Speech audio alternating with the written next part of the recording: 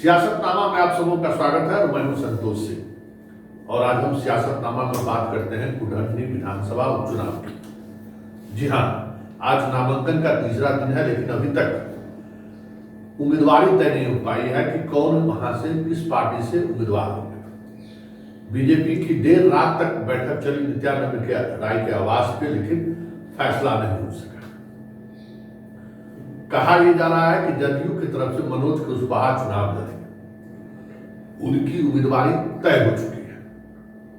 राजद वो सीट जदयू को दे रही है।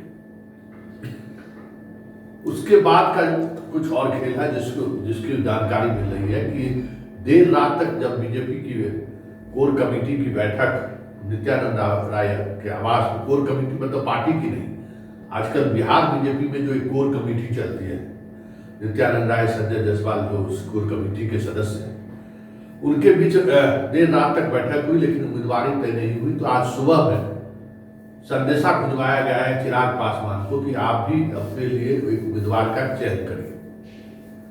जी हाँ, खबर यही है कि वो सीट बीजेपी लोजपा चिराग पासवान को भी दे सकती है। और कहा यह जा रहा है कि मोकामा और गोपालगंज में जो चिराग पासवान का परफॉर्मेंस रहा है, उसको देखते हुए बीजेपी ये दाव लगा रही है कि वो सीट जो आपस में विवाद भी है कुढ़नी सीट को लेकर, वो सीट अब चिराग को दे दें। एक बात ये आ रही है।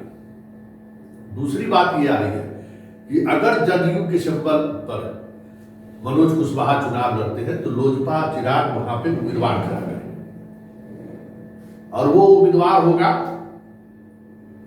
जो बीजेपी को उम्मीदवारों को, जो जिस जाति से उम्मीदवार को वो खड़ा करेंगे, उसको वो मदद पहुंचाए। तो इस तरफ भी उसी तरीके के लोग तैयार बैठे हैं।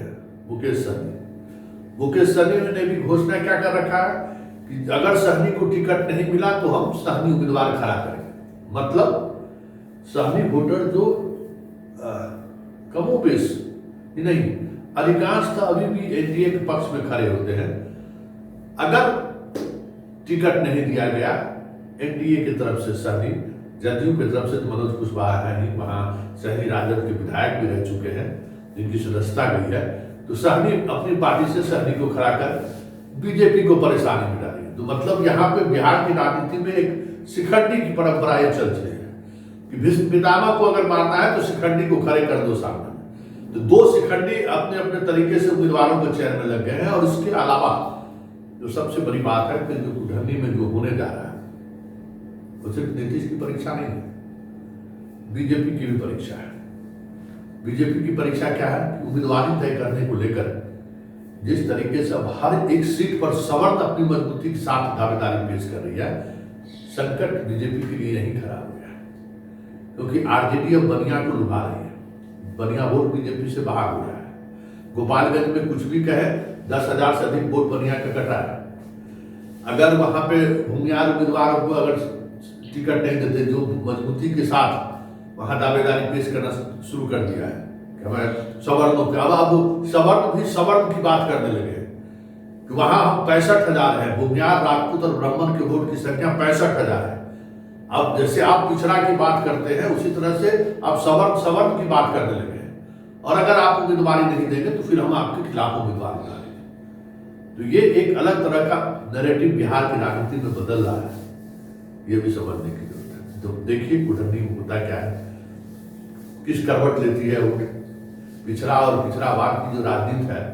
अब सवर्णवाद के एक नए चेहरे से उनको रूबरू होना पड़ रहा है, क्योंकि बनियावाद ने एक नई तरह के समीकरण को खड़ा कर दिया है कि अब हम आपके